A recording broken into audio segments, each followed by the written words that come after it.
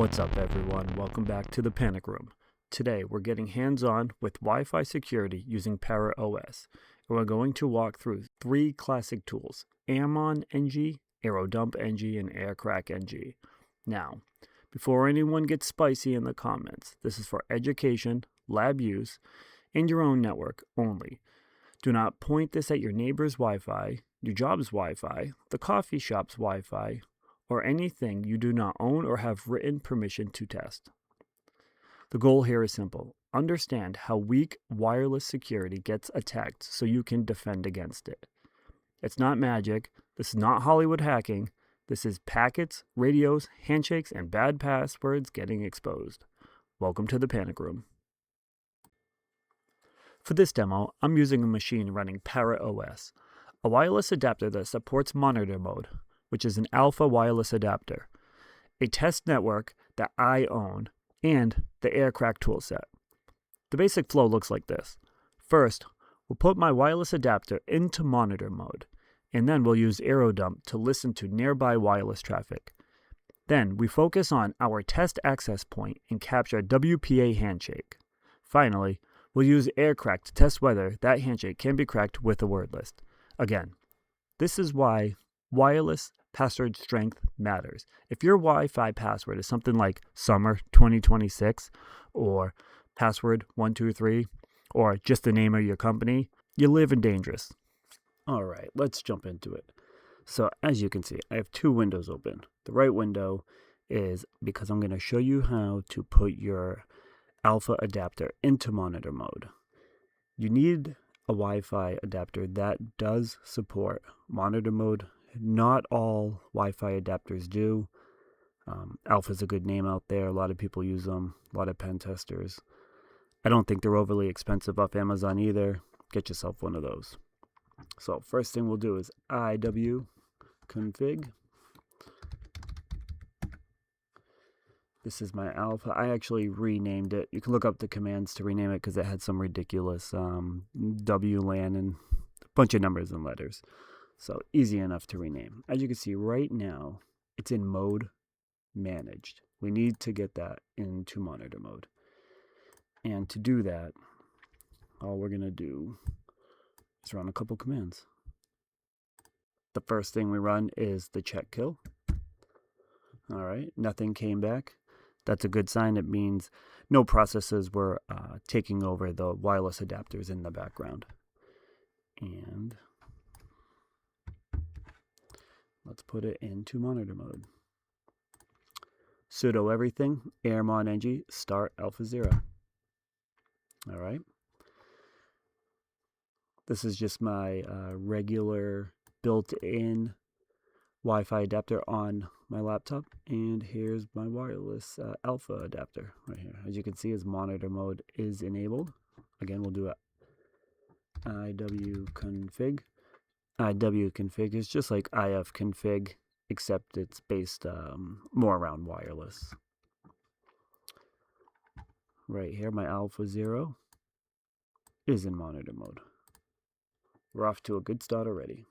I'll leave the window on the right open so you guys can pause the video and copy down those commands. I never did mention why we left the window on the left open. That's because when I type in the next command, we're going to use airodump-ng, and that's going to look for all the Wi-Fi packets being broadcast throughout my neighborhood. And there's several. So you would be able to see them, except I made the window just the right size so we can only see the first letter of the SSID. But let's go ahead and run that.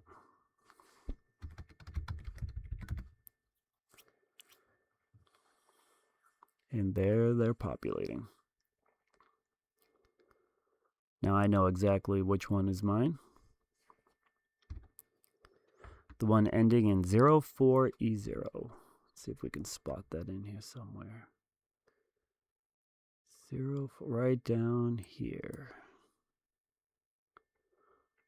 As you can see, the longer it runs, the more it's looking for wireless packets. It can pick up all those frames being sent back and forth. We will stop that. a quick explanation of some of the columns at the top. We have the BSSID, which is just the MAC address of the access point. You can't see it over here, but this is the ESSID, and that's the actual name of the wireless network being broadcast. As you can see, the one ending in 04E0 starts with P. That's for panic room. That's the one that we will focus on very shortly. The power is the signal strength, and then you have your CH for channel, and of course the encryption type. The beacons is how much traffic is flowing back and forth. Let's now focus on my access point specifically. And I have a couple devices right next to me that I can connect to my network to create a handshake, so then we can run a dictionary attack against it. So, get rid of that. Clear my screen. Make this a little bigger. I got all the commands on a notepad right next to me.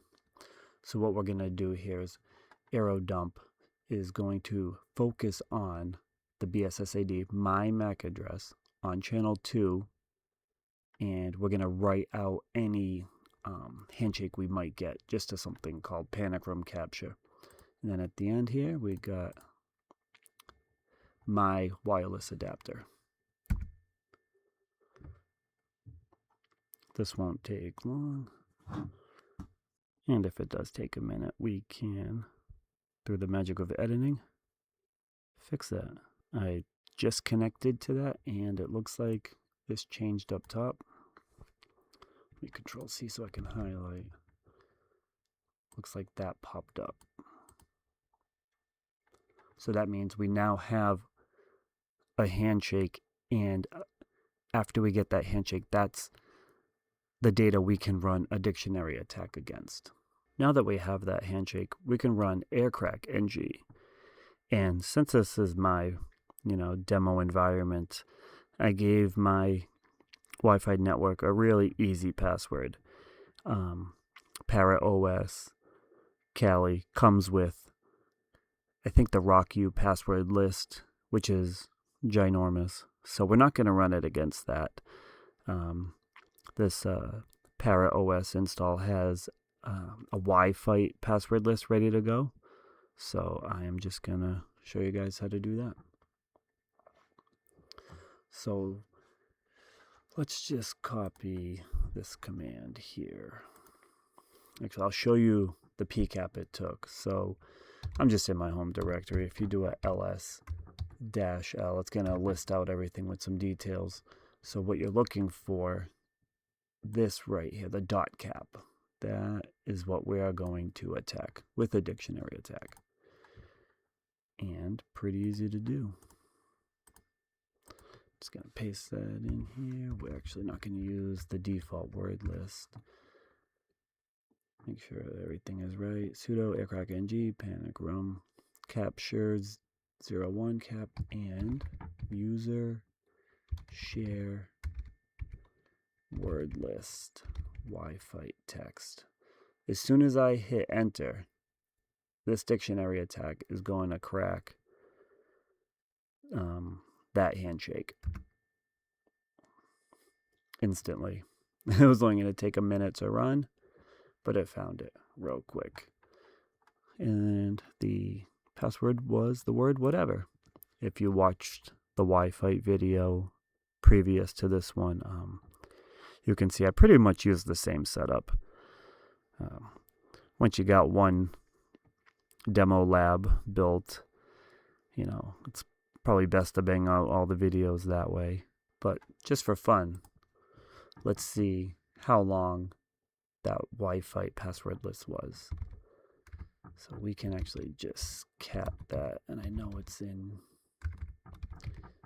user share word list. There's a bunch of things in word list. We can CD to that in a moment. Oops. Let's finish that. There we go. That's a very small list. Let's CD and see if we can find the RockU password. We'll do another LS. Sit in there. Sure is. Alright, I had to unzip it real quick. I didn't know how long it was going to take, so I didn't want to bore you with that. But now that we have it unzipped, let's cat that.